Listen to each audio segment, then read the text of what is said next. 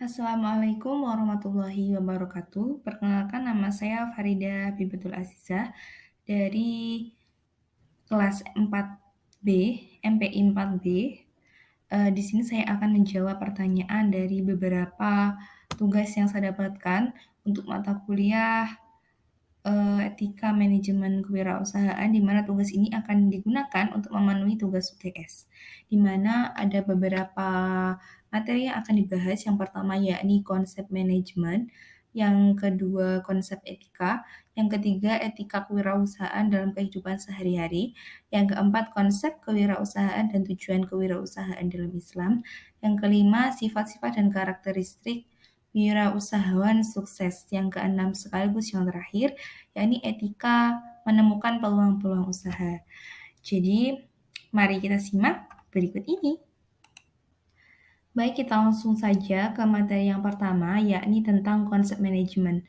Manajemen dapat juga didefinisikan sebagai upaya perencanaan, pengorganisasian, pengkoordinasian, dan pengontrolan sumber daya untuk mencapai sasaran-sasaran secara efektif dan efisien.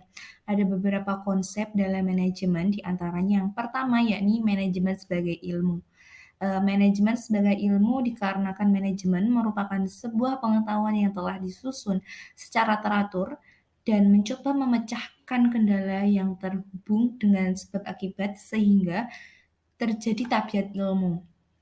Manajemen berhubungan erat dengan ilmu-ilmu lainnya seperti pemasaran, keuangan, matematika, dan lainnya. Ilmu-ilmu tersebut digunakan guna mengatasi sebuah kendala dalam manajemen.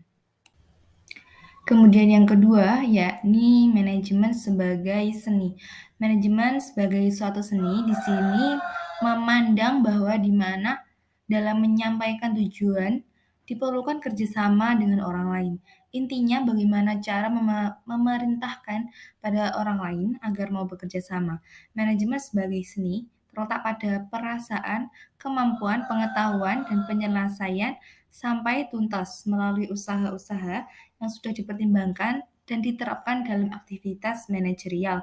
Yang ketiga, yakni manajemen sebagai profesi. Manajemen sebagai profesi adalah suatu jenis kegiatan selalu harus dimanajemeni oleh semua orang sesuai dengan aturan yang jelas.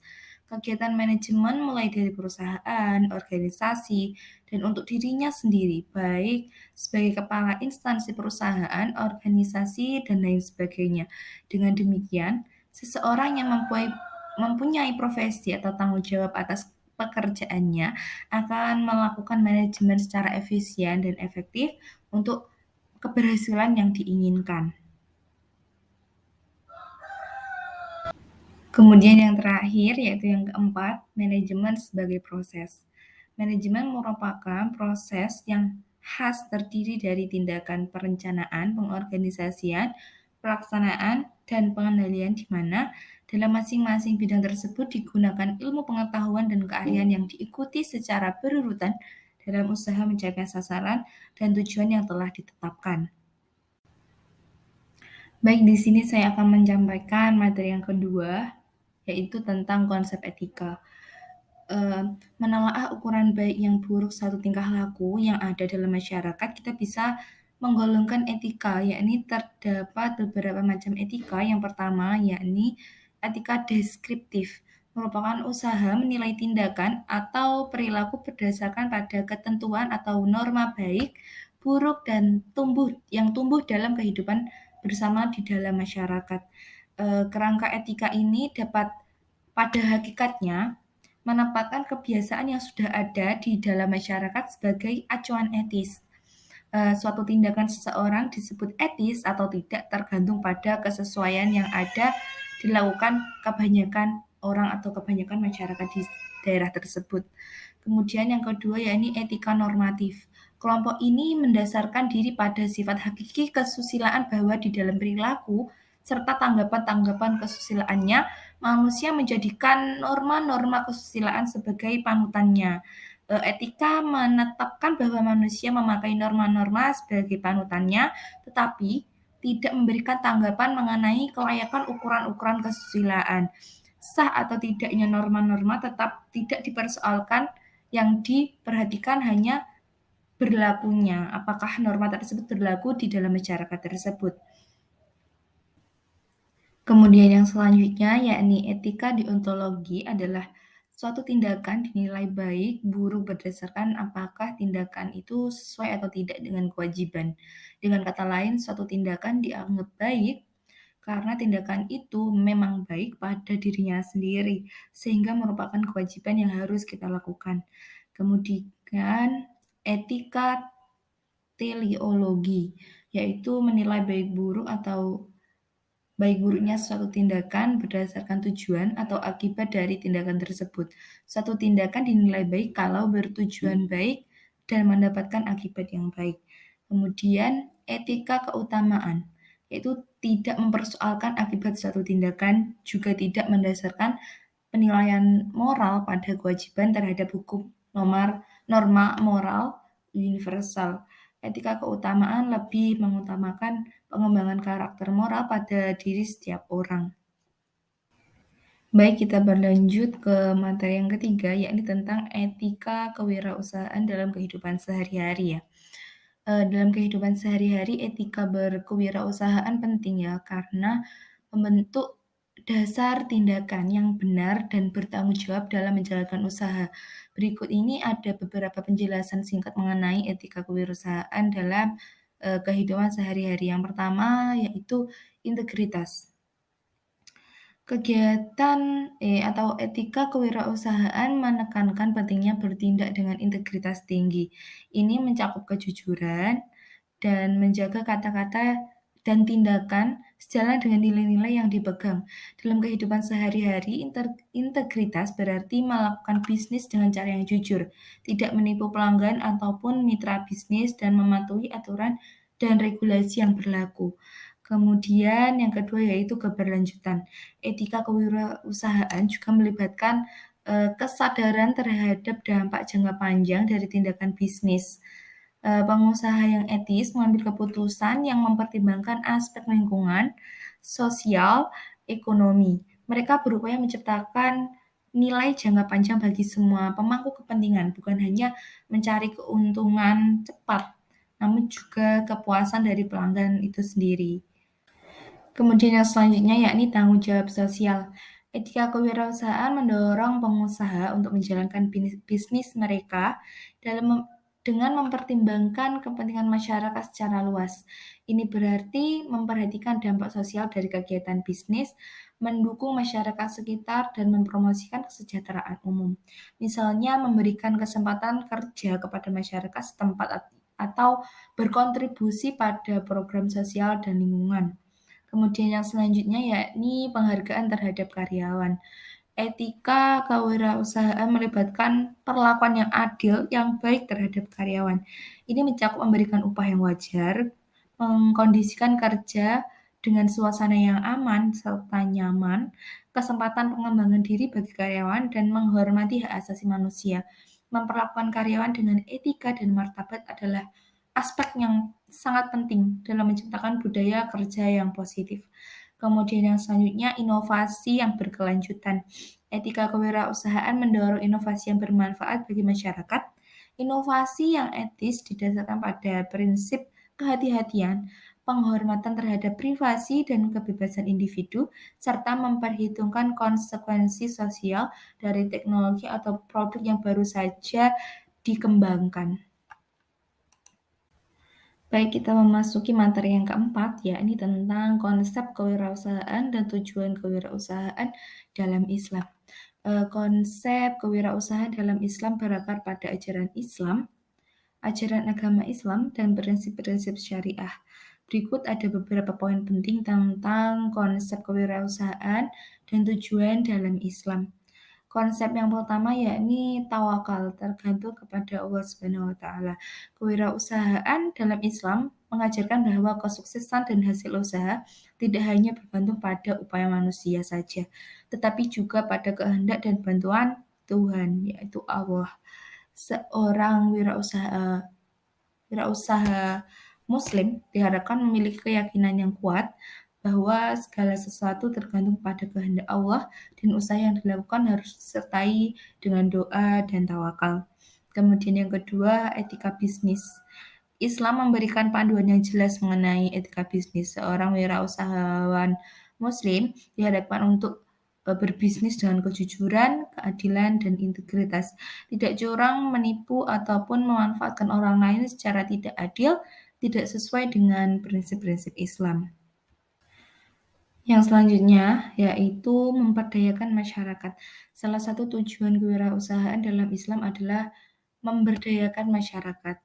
Para wirausahaan Muslim diharapkan untuk menciptakan lapangan kerja, memberikan pelatihan, dan kontribusi dalam meningkatkan kesejahteraan masyarakat secara keseluruhan. Kewirausahaan dalam Islam bukan hanya tentang mencapai keuntungan pribadi, tapi juga tentang berbagi manfaat kepada orang lain.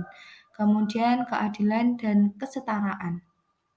Islam mendorong kesetaraan dalam berbisnis. Seorang wirausaha Muslim harus menghindari monopoli, penindasan, ataupun praktik-praktik yang merugikan pihak lain. Islam menganjurkan keadilan dalam membagikan keuntungan dan pemenuhan hak-hak pekerja. Yang selanjutnya yaitu filantropi. Kewirausahaan dalam Islam mendorong para wirausaha Muslim untuk berperan aktif dalam memberikan sumbangan dan membantu mereka yang membutuhkan.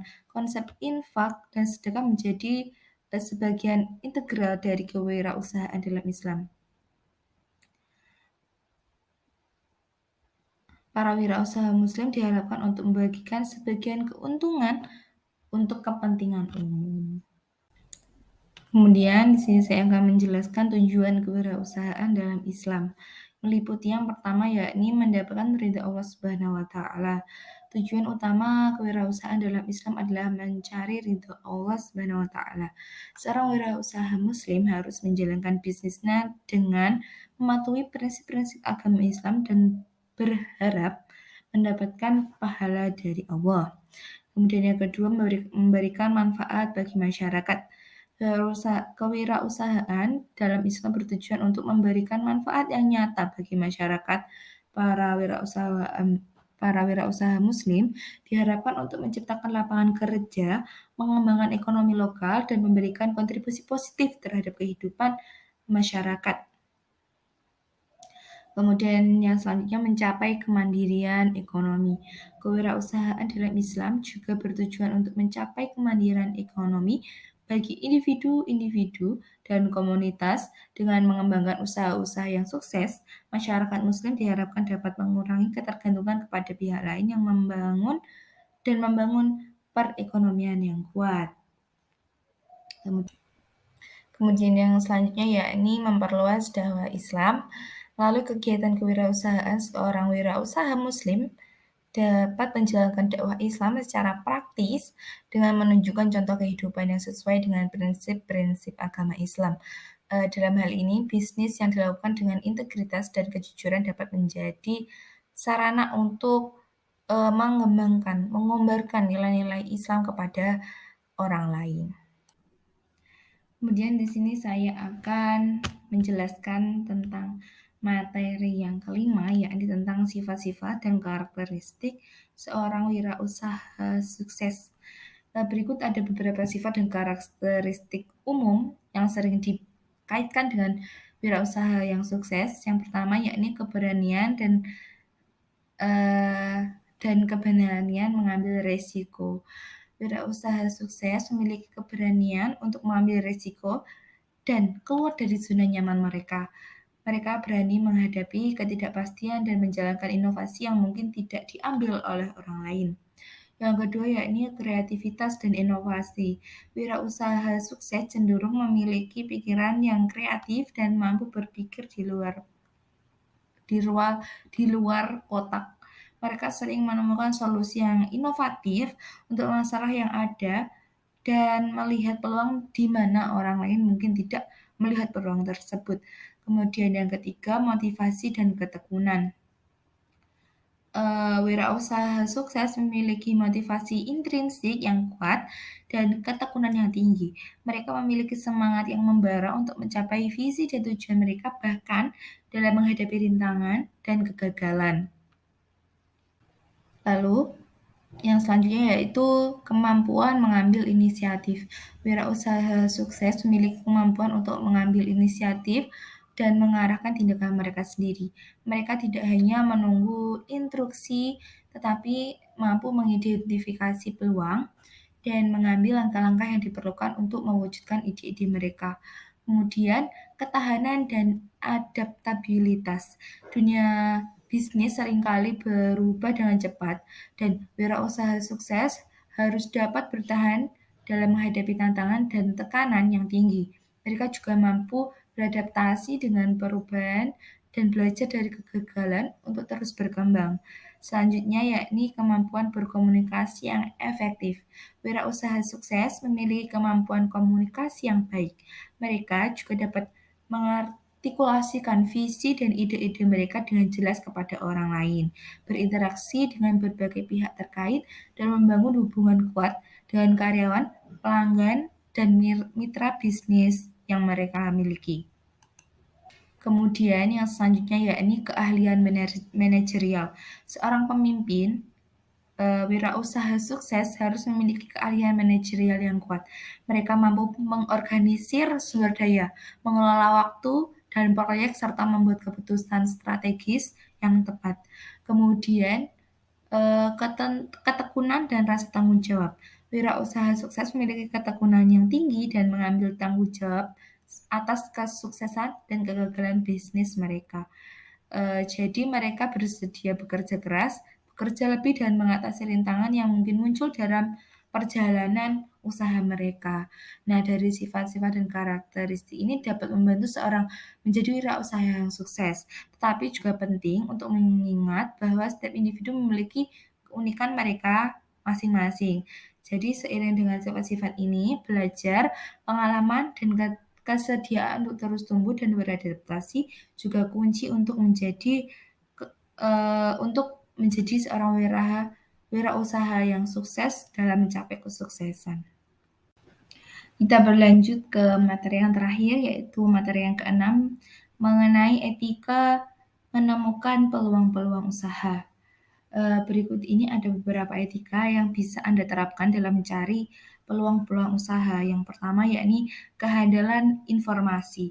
Pastikan bahwa Anda mengumpulkan informasi yang akurat dan andal tentang industri ataupun pasar yang ingin Anda masuki.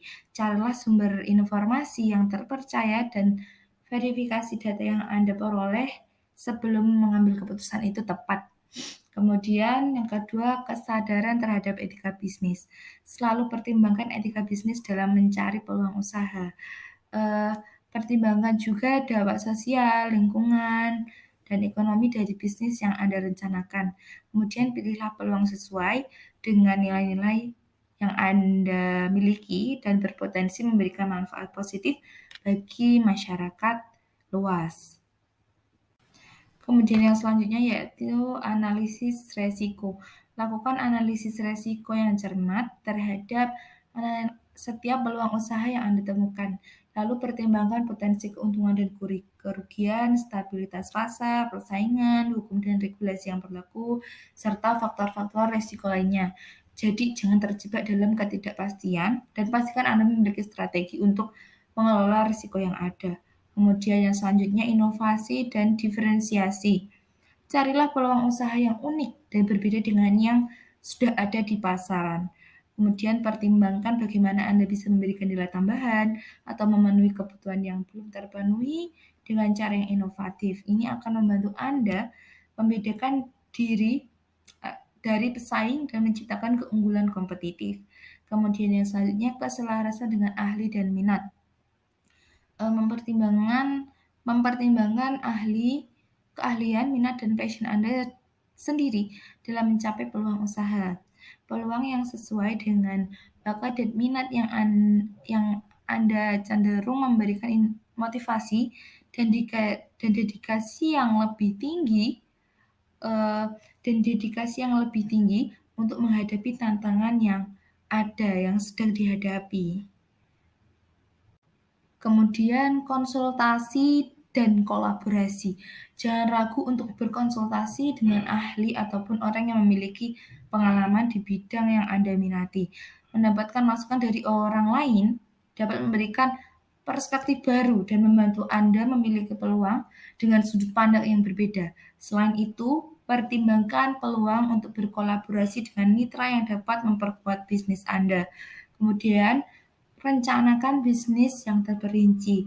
Setelah menemukan peluang usaha yang menjanjikan, buatlah rencana bisnis yang terperinci. Tinjau aspek finansial, operasional, pemasaran, dan juga manajemen bisnis secara menyeluruh.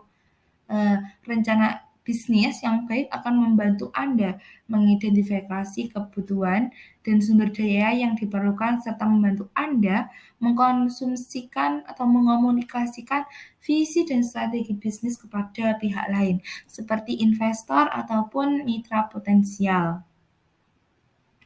Kemudian yang selanjutnya yakni tanggung jawab sosial. Pertimbangkan tanggung jawab sosial perusahaan dalam bisnis yang Anda pilih.